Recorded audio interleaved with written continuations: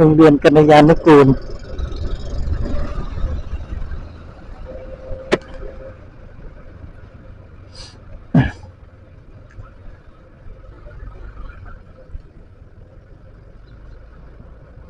ตอนนี้ผมก็อยู่ในหน้าศาลตลาดหน้าศาลครับหน้าศาลชลบุรีที่ว่าการอำเภอเมืองชลบุรีครับ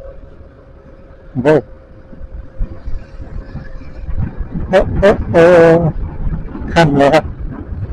แล้วก็จะมีตลาดหน้าศาล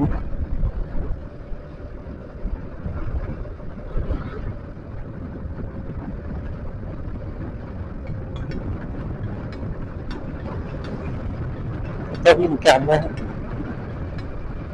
ครับดีกว่าออกจากตัว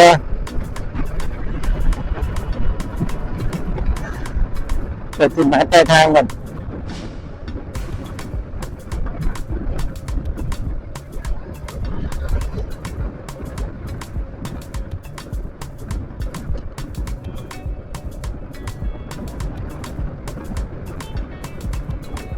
ไม่ต้องเปิดก็ได้วิ่งกลับได้วันนี้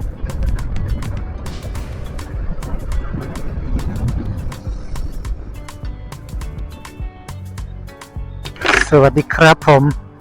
วันนี้ผมก็จะพามาดูในตัวจังหวัดชลบุรีไม่ใช่สะพานเลียบชายทะเลครับสะพานใหม่เลียบชายทะเลตอนเย็นๆค่ำๆมาดูครับว่าเป็นยังไงตอนค่ำๆวันนี้เป็นวันอาทิตย์ครับ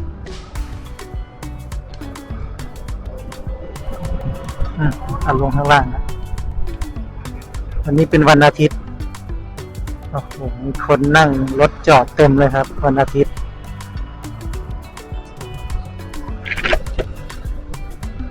ค่ำวันหยุดมาดูบรรยากาศตรงนี้จะเป็นแถววงเวียนสะพานใหม่ชลบุรีครับแถวช่วงหน้าศาลครับแต่ช่วงหน้าศาลสนามกีฬาหน้าศาลที่ว่าอาการว่าการอำเภอจังหวัดชลบุรีพูดผิดพูดถูกก็นี่ครับตอนค่ำๆก็จะมีรถมาจอดเพียบเลยครับ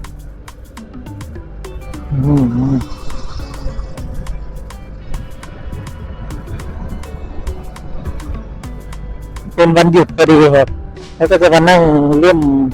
เย็นๆชิวๆกันพักผ่อนเอาบรรยากาศมาเป็นเพื่อนเป็นกลุ่มคณะเป็นครอบครัวก็มีครับ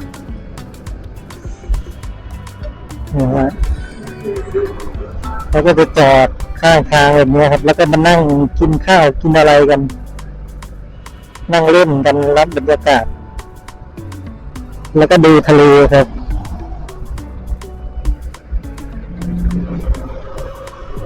แล้วก็ดูทะเลครับบรรยากาศนี่ครับถึงว่าเอาเตามาปิ้งกันเลยครับทีเดียวรถจอดเต็มเลยครับ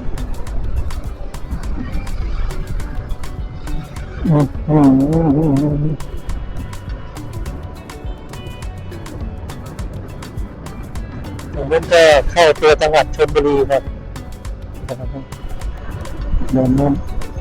เราก็ออกพอดีมาส่งงานแถวนี้ครับก็เลยมาส่งอาหารแถวนี้ครับก็เลยถ่ายคลิปให้ดูเดี๋ยวจะกลับบ้านเลยครับถนนสะพานใหม่เลียบชายทะเลครับขึ้นจากตรงบางทรายนะน่าจะบางทรายแล้วก็ไปนู่นไปถึงแถวถนนพญาสัจจาจะไปออกอ่างศิลานู่นครับได้แล้วก็จะไปออกบางแสนได้ครับแต่ไปไม่ถึงบางแสนครับแต่ต้องไปต่ออ่างศิลาผมมาพาดูบรรยากาศคึกคักขนาดไหนนี่ครับ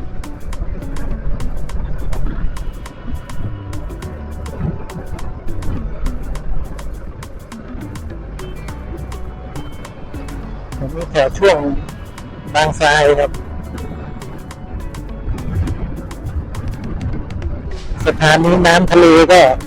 อยู่สองฝั่งเลยครับฝั่งนู้นก็น้ำฝั่งนี้ก็น้ำทะเล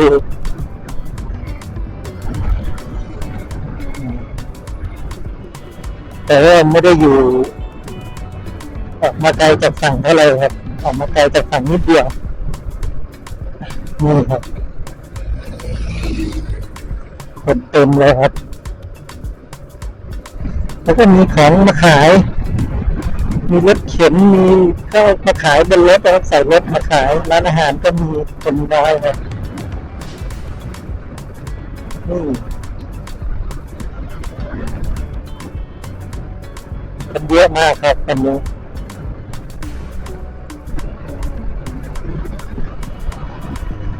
บรรยากาศอันนี้ก็จะเป็นเขาบางทรายชลบุรีครับหอมหมึกย่าง หอมหมึกย่างกันเลยทีเดียวเชียวโอ้ยหมึกย่างหมึกย่างหมึกย่างหมึกย่าง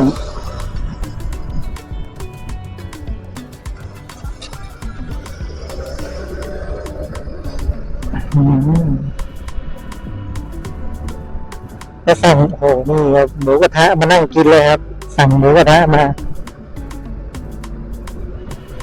โอ้มันเยอะจริงจังโอ้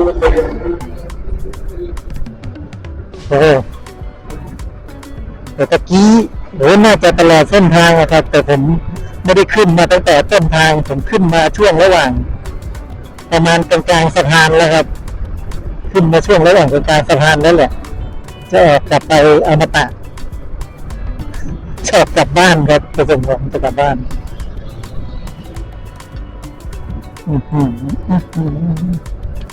เยอะคนเยอะบิ๊กไบค์ด้วยทางนี้ก็เข้าไปชลบุรีครับก็มีทางมันก็มีถนนตัดเรื่อยๆครับแก๊งบิ๊กไบค์มีแก๊งบิ๊กไบค์ด้วยมันก็มีถนนตัดให้เข้าตัวเมืองอยู่ทางด้านขวาครับมีให้ตัดเข้าไปเรื่อยครับมันก็ออกมาจากตัวเมืองได้มีหลายซอยอยู่ครับ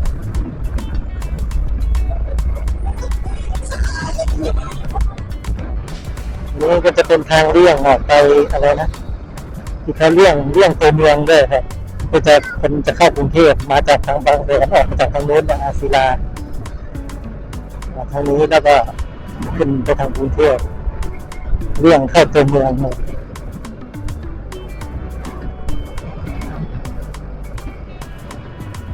ตำใหม่บางแสนวันนี้น้ำทะเลวันน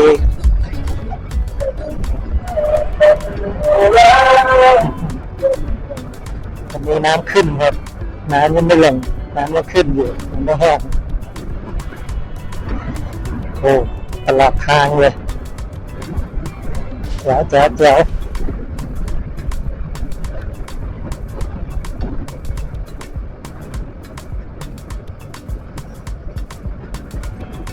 นี่ก็จะสุดแล้วครับ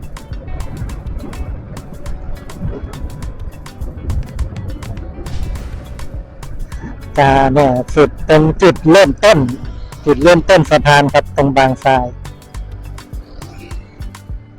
จุดเริ่มต้นที่สะพานไปทางโน้นตรงบางทราย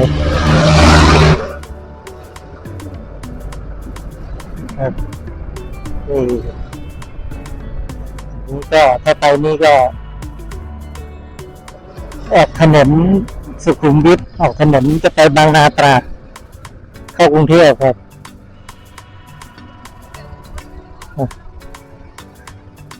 เข้ากรุงเทพหรือถ้าเลี้ยวขวาก็ไปเข้าตัวจังหวัดชลบุรีครับก็ออกกันครับผมก็สุดทางแล้วครับ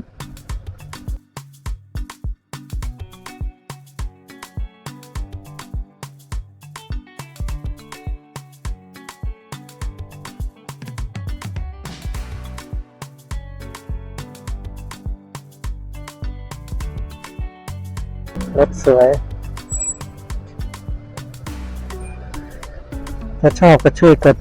ติดตามช่วยกดถูกใจให้ผมหน่อยนะครับเพื่อเป็นกำลังใจในการทำคลิปครับผมสำหรับคลิปนี้ก็ขอบคุณมากครับสวัสดีครับ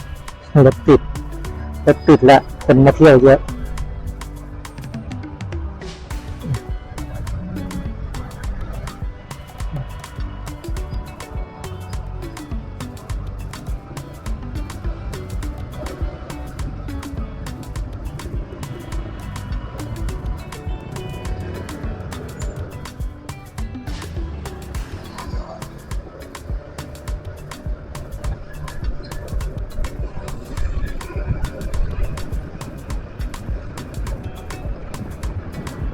แต่เดี๋ยวก่อนถ้าต่ออีกหน่อยหนึ่งตอนนี้ทางออกมาส่วนใหญ่คนจะตรงไปเป็นแยกเมื่อกี้ครับส่วนใหญ่คนจะตรงไปแล้วก็ออกถนนในสุขุมวิทไปออกบางนาตราดจริงๆเลี้ยวมาทางนี้ก็ได้ครับแต่ว่าทางมันเนี่ยทางมันก็จะแคบๆมีรถจอดมีอะไรอย่างเงี้ยครับเป็นซอยจริงๆเลี้ยวมาทางนี้ก็ได้ก็ขึ้นถนนใหญ่ด้วยเหมือนกันครับ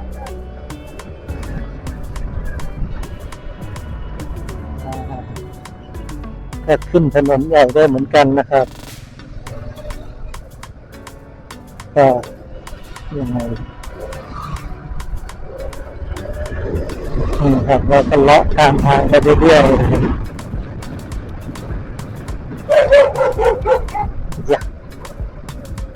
แต่ทางมันแคบครับส่วนใหญ่ก็ออกถนนกันเพราะออกถนนเยอะรถมันก็เยอะรถมันก็ทำให้รถติดครับแบบนี้มันก็ไปได้นะครับอันนี้บางทรายครับบางสายตำบลบางสายนี่ครับก็มาเรื่อยๆเนี่ยพอมาสุดทางตรงนี้เราก็เลี้ยวขวาไม่ใช่เลี้ยวซ้ายก็เลี้ยวซ้ายอย่างเดียวก็เลี้ยวขวาเนี่ยครับไปตามทางเนี่ยครับเดี๋ยวก็จะไปออกถนนใหญ่แล้วครับแต่ทางมันแคบครับรถเป็นซอยหมู่บ้านซอยบ้านคนรถมันจอดเยอะอะไรก็เยอะมันก็เลยลำบากวิ่งลำบากหน่อยครับแต่มันไม่ต้องไปติดตรงนั้นนะครับมานี่เลยหัวชุดพอมานี่ปุ๊บมาถึงแยกตรงนี้เราก็เลี้ยวซ้ายไปครับไม่ต้องเลี้ยวขวาเลี้ยวซ้ายอันนี้เราเลยก็เลี้ยวขวาขึ้นเลยครับเลี้ยวขวาขึ้นปุ๊บเลี้ยวขวาขึ้นมานี่ครับมันก็จะมาโผล่ตรงโรงแรมอะไรเอ่ยกาแล็กซี่บางทรายครับอันนี้ครับก็โผล่มานี่แล้วแถมเลยไฟแดงด้วยนะครับเลยไฟแดงด้วยไม่ต้องไปติดไฟแดงครับผมอันนี้ก็เข้ากรุงเทพได้แล้วครับคลิปนี้ก็ขอบคุณมากครับที่ติดตามชอบและช่วยกดถูกใจช่วยกดติดตามให้ผมด้วยนะครับนี้สวัสดีครับ